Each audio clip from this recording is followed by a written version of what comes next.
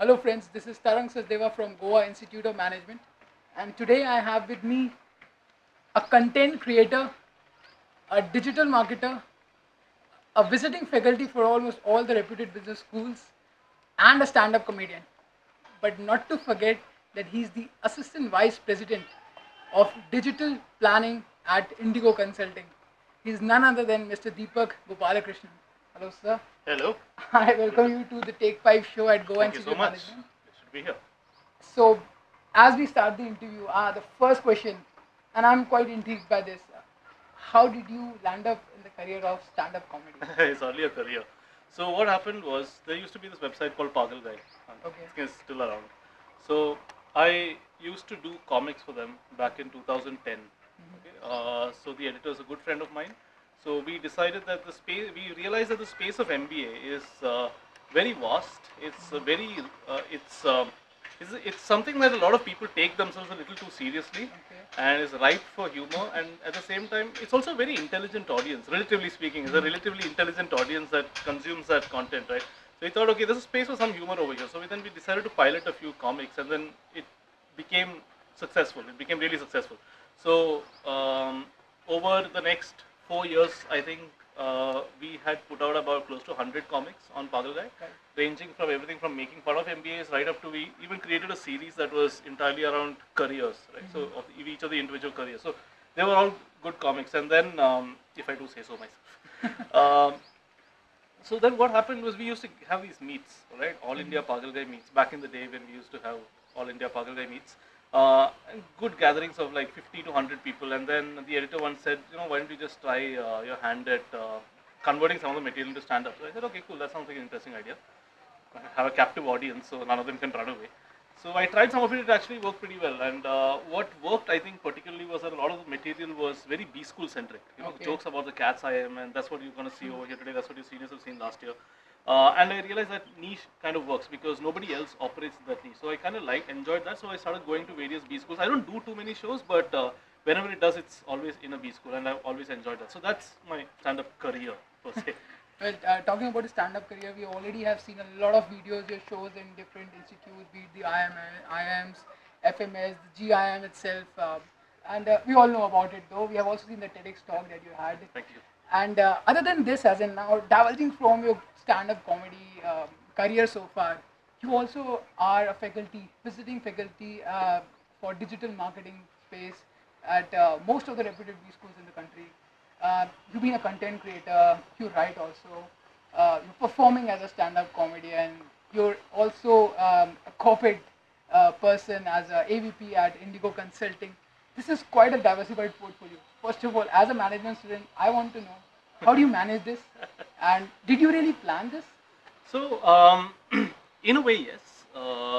I've always been keen to do something with my spare time. I enjoy my spare time, and I want to always make sure I do something interesting with it. I think a lot of the discontent, incidentally, happened when I was at a B school, because I realized I studied at MICA, and I had so much free time and I didn't do anything with it. And when I graduated, I realized, oh wow, I didn't do anything with all that time. We had everything. We had all the same sort of facilities that you guys did. We have a music room. We had lots of things, and I really didn't do anything. And this is one thing that I realized: you don't value free time until you don't have it anymore. So then I said, okay, now I want to try and do as many things as I could. So just one thing led to another. I think I started with a few cartoons. I used to do a lot of comics back in the day. Now I sort of like mixed and matched sort of things. The teaching thing just happened randomly, to be honest. Okay. A faculty of mine from MICA asked me to do an online course over there, and then somebody else asked me to take a workshop. So I don't teach at all the reputed B schools like you exaggerated it out to be. Not really. Some of them are B schools. So just one thing led to another. Like incidentally, like over here, when I performed last time at Goa Institute of Management, when I got in touch with the faculty who had met long back for another, when I'd come down for one of the conferences that you guys had organized really long back, really long back, long before your time.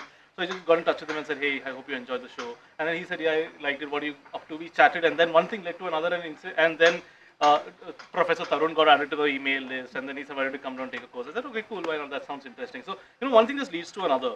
And I think you just go with the flow as long as you plan it out. But I think the one important thing is, you need to know when to switch on and when to switch off. I think that's the important thing.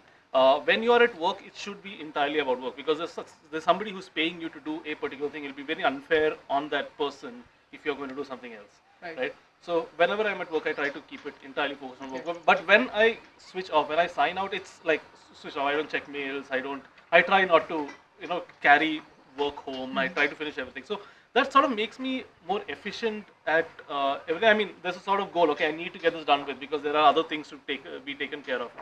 So that's really how I go about doing it. It's really not that difficult. I've seen a lot of people managing a lot of things, and I really admire a lot of people who do stuff much, much, much more than what I have done.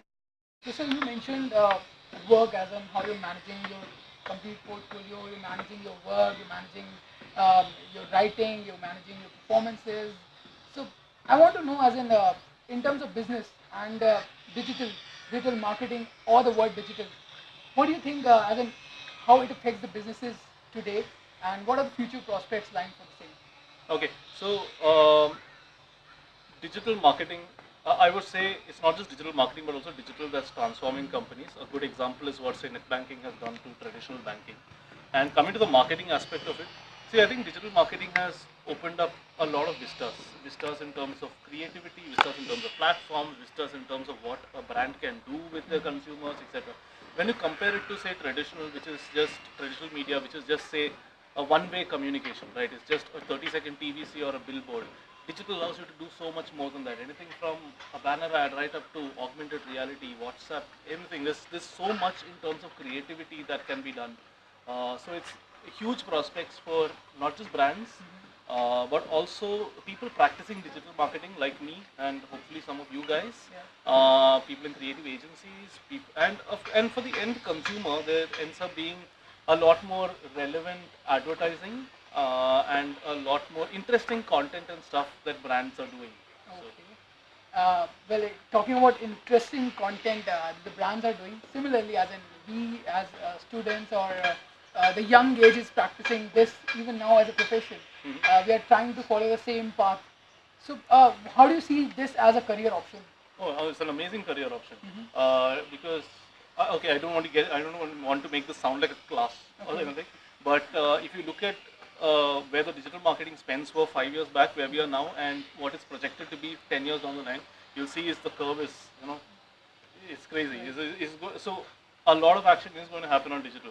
And the way I would put it is, if you are in any sort of marketing or branding in the next 10 years, you can't escape digital. Let me put it that way. Even if you hate digital and you want to get into a pure television commercial sort of scenario, you cannot escape digital. Eventually your boss or your agency is going to ask you, okay, how can I extend this to digital or something like that. So you can't escape digital. So in fact, I've seen a few agencies around the world that are dropping the title digital itself, because they've stopped calling people digital marketing. They're just calling them marketing, because at the end of the day, digital is just another medium. You don't say this guy is a TV agency and this guy is a radio agency, this guy is a newspaper agency. They don't say things like that. They say, I think it's going to be all encompassing, but as a career option, and trust me, somebody who knows the medium right now is very, very highly valued. Okay. Please stay awake in those classes. Well, thank you for that suggestion. We will stay awake in those lectures. Now, talking about lectures, now the students come into the picture. So, the students are waiting for a message from you. So, what will be your message to the future leaders? That's what I'm not going to give you any marketing yarn, any anything like that. I think the biggest regret I had after I graduated from Micro was not doing enough on campus. And I'm not saying, I didn't stay awake in class enough or anything like that. I think it's important to just do as many things as possible. Because no matter how much you enjoy your job, right, it's likely that your passion, it's likely that you will have passions lying somewhere else. Okay, I'm not saying people aren't passionate about marketing or finance or whatever it is, but don't marry yourself to your job. There is a lot of other things that people can. There's a lot of other stuff to do and stuff to explore. Be it music, or be it travel, or be it something like that. It's always important to me. It's always important to have two sides to a person. There is a person who works from 9 to 6 or 9 to 8 or whatever it is in a job, and then there's a person who travels on weekends or cooks or something else. It's very important to have this mix. Otherwise, you're just going to be unidirectional and you're going to get bored with life. I think it's very important to maintain to aspect. Just do as many things as possible. Just explore life. Really. I think that's the only message I'd leave people with. Well, I'm sure they'll be happy to know that other than the factor that they should stay awake in the class because there's a huge career opportunity waiting after the MBA, they should also explore different options.